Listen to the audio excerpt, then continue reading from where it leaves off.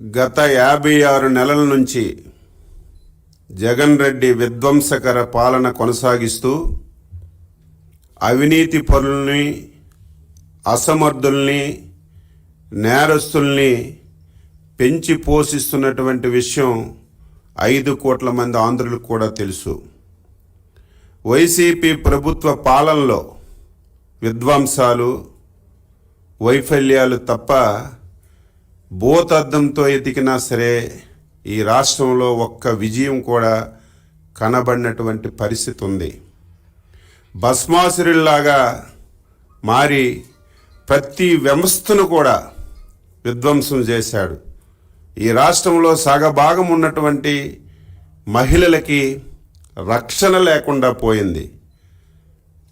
స్వాతంత్ర భారతదేశంలో ఏ రాజకీయ నాయకుడికైనా సరే అధికారం అంటే ఒక బాధ్యతగా భావించాలి. ప్రజలకు సేవ చేసే అవకాశం, ఇటువంటి కీలక బాధ్యతలు నిర్వహించాల్సినటువంటి జగన్మోహన్ రెడ్డి ప్రజల యొక్క భవిష్యత్తుని పూర్తిగా అంధకారంలోకి నెట్టేసిన విషయాన్ని ఈ సందర్భంగా గుర్తు చేస్తున్నాను. దేశంలోనే అత్యంత కీలక పాత్ర పోషించినటువంటి గ్రామానికి పట్టుగొమ్మలు గ్రామ పంచాయతీలని ప్రతి ఒక్కరూ మాట్లాడుతున్నటువంటి గ్రామ పంచాయతీలని పూర్తిగా, స్థానిక సంస్థల్ని పూర్తిగా నిర్వీర్యం చేసి ఈయన ఒక్క పైసా ఇవ్వకపోవడమే కాకుండా కేంద్ర ప్రభుత్వం ఇస్తున్నటువంటి ఏదైతే ఫైనాన్స్ గ్రాంట్స్ అన్నీ కూడా 9,000 కోట్ల రూపాయలు దేశంలో దొంగలు పడినట్టుగా పంచాయతీ అకౌంట్ల పైన ఈ జగన్మోహన్ రెడ్డి పడి మొత్తం 9,000 కోట్లు దారి మళ్లించిన విషయాన్ని కూడా రాష్ట్ర ప్రజలకి తెలియజేస్తున్నారు. గ్రామాల్లో పూర్తిగా అభివృద్ధి నిలిచిపోయింది. గ్రామాల్లో ఎక్కడ పారిశుధ్యం లేదు. చంద్రబాబు నాయుడు గారు వేసినటువంటి లైట్లు, అది కూడా చిత్తశుద్ధితో, అంకిత భావంతో 5 సంవత్సరాలకి లైట్లు వేసి ఏ ఒక్క లైట్ పోయినా వాళ్ళకే మెయింటైన్ చేసుకునే అవకాశం ఇస్తే వచ్చిన వెంటనే దాన్ని విధ్వంసం చేసి రాష్ట్రం మొత్తాన్ని శేకటమయం చేసినటువంటి విషయాన్ని గుర్తు చేస్తున్నాను.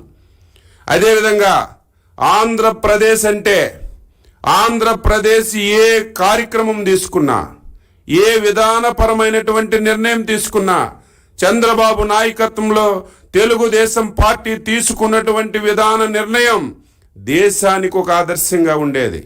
ఈ దేశంలో అనేక రాష్ట్రాలు చంద్రబాబు నాయుడు తీసుకున్నటువంటి నిర్ణయాలని అమలు చేసినటువంటి పరిస్థితిని ఈ రాష్ట్రంలో మనం చూసాం.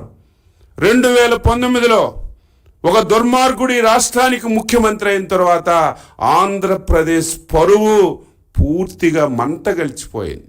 ఈరోజు ఆంధ్రప్రదేశ్ని ఆందోళన ఆంధ్రప్రదేశ్గా మార్చాడు. ఈరోజు అంగన్వాడీలు 22 రోజుల నుంచి ధర్నాలు చేస్తుంటే, దీక్షలు చేస్తుంటే దిక్కు లేదు, ముక్కు లేదు. ఈరోజు పారిశుధ్య కార్మికులు ఈరోజు దీక్షలు చేస్తుంటే దిక్కు లేదు. సర్వశిక్ష అభియాన్, ఆశా వర్కర్లు, ఈరోజు కాంటాక్ట్ టీచర్లందరూ కూడా రోడ్డెక్కి ఈరోజు దేశంలోనే పేరున్నటువంటి ఆంధ్రప్రదేశ్ రాష్ట్రాన్ని ఆందోళన ఆంధ్రప్రదేశ్గా మార్చినటువంటి గనుడు ఈ దుర్మార్గుడు జగన్మోహన్ రెడ్డి అని చెప్పి ఈ సందర్భంగా తెలియజేస్తున్నాను. అందుకే తెలుగుదేశం పార్టీ ఈ విషయాలన్నీ ప్రజల్లోకి తీసుకువెళ్ళాలి. ఇప్పటికే తీసుకువెళ్ళాం, చివరి దశలో ఉంది. 100 రోజుల్లో ఎన్నికలు వస్తున్నాయి. ఈ 100 రోజుల్లో ఈ విషయాలన్నీ కూడా ప్రజల్లోకి తీసుకువెళ్ళాలని